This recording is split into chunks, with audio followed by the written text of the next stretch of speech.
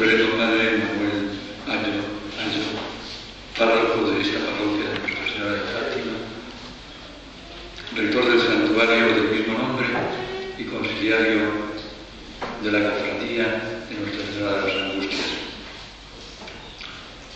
Señor presidente de esta cofradía, demás miembros directivos, camareras, vocales, asesor, hermanos todos.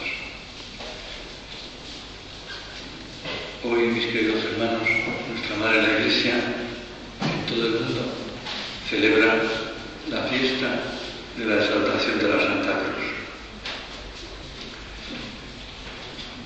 Y nosotros, en este rincón de la geografía mundial, queremos celebrar esta gran solemnidad de la cruz del Señor, porque de la cruz nos vino la salvación. De la cruz sigue viniéndonos el amor de Dios hacia cada uno de nosotros.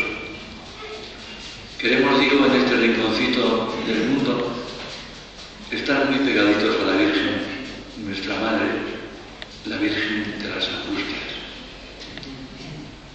Y estamos ya en este segundo día de preparación a su fiesta.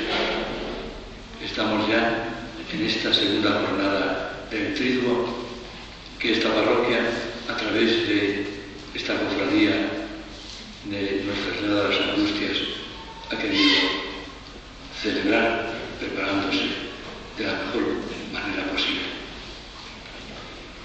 Y ayer hacíamos alguna consideración en esta predicación, en esta homilía, acerca de un aspecto esencial en la vida de la Virgen. Y la consideración iba en torno a lo que fue, a lo que sigue siendo la vocación de la Virgen. Ella fue escogida por Dios con un único objetivo, el objetivo de ser la Madre del Salvador.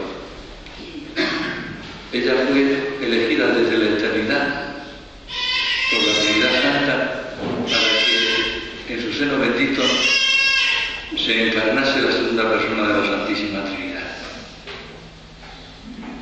Y veíamos las disposiciones de esta mujer singular, la criatura más perfecta que salió de las manos de Dios. Veíamos cómo de verdad a ella se podían aplicar aquellas palabras de la Escritura Santa tomadas del libro de Isaías. Ella fue como el barro en manos del alfarero. Se dejó invadir por Dios, quebró los planes que tenía en su cabeza y en su corazón y, poniéndose en manos de Dios, pudo decir: hágase en mí según tu palabra. Y en aquel momento el Verbo se hizo carne. Y de esa consideración del misterio de nuestra fe, nos metíamos un poco dentro de la vida de cada uno de nosotros. Queríamos asomarnos a ese dentro que tenemos todos. Y en ese dentro queríamos también cada uno de nosotros descubrir nuestra propia vocación. Todos los que estamos aquí, todos los seres humanos, tienen una vocación recibida de Dios. Dios no deja de llamar a nadie. Y nos llama a cada uno en la situación concreta en la que nos encontramos, si es que no es una situación que nosotros hemos buscado para apartarnos de Dios. Y en esa situación también tenemos que decirle a Dios que sí, que estamos dispuestos a hacer lo que Él nos pide. Y entonces, hermanos míos, se realizará la gran maravilla de que también el Verbo se seguirá haciendo carne. Es decir, que Dios habitará entre nosotros. Y entonces dejaremos esa especie de queja que asoma fácilmente a nuestros labios, ese lamento de pensar que las cosas van mal sin darnos cuenta de que los que vamos mal somos cada uno de nosotros, porque no nos ponemos a disposición de Dios. Y esta noche, esta tarde, también vamos a hacer alguna consideración de algún otro aspecto, de algunos de los misterios que aparecen, que brillan en la vida de nuestra Madre. Miren, apenas el ángel se fue de su presencia, nos dice el Santo Evangelio que María con diligencia, con presteza, se encaminó a una ciudad que estaba lejos de su casa, pero allí estaba una parienta suya, Isabel, que había concebido en su vejez por una intervención milagrosa de Dios.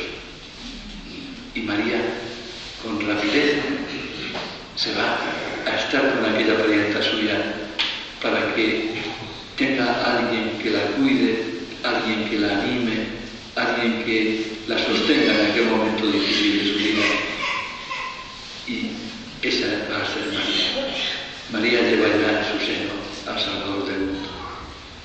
Alguien dijo que aquel viaje de María desde donde ella vivía, desde Nazaret hasta Aitarí, un viaje largo, fue como la primera procesión del Corpus, porque ella llevaba en su seno al que nosotros adoramos en la hostia santa.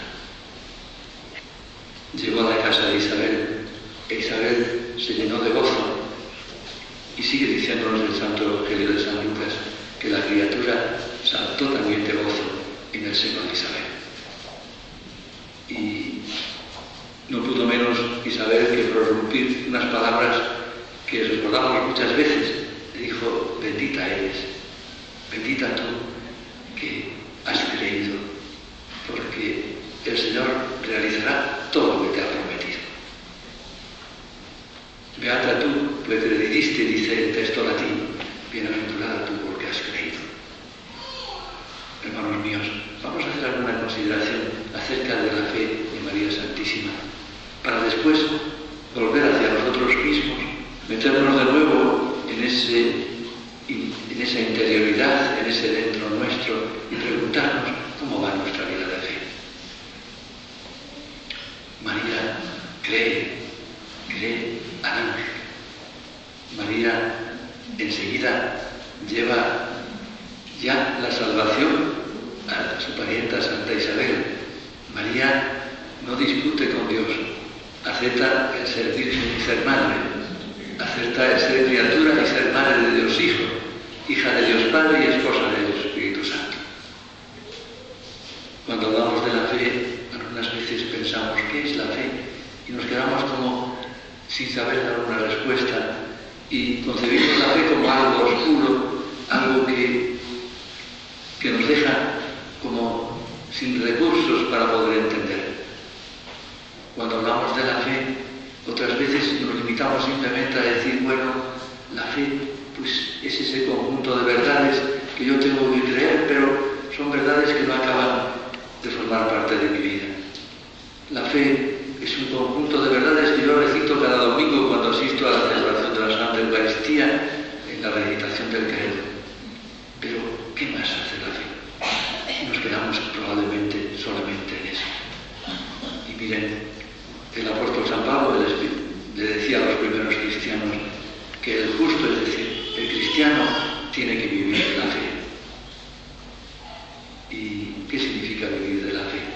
Significa que la fe no es solo algo que adorna nuestra cabeza, un conjunto de verdades que ocupan nuestra inteligencia y que las recordamos con nuestra memoria, sino que la fe tiene que ir bajando de la cabeza al corazón y del corazón a la vida de todos los días, para que podamos ser consecuentes con eso que decía el apóstol, de que el justo vive de la fe.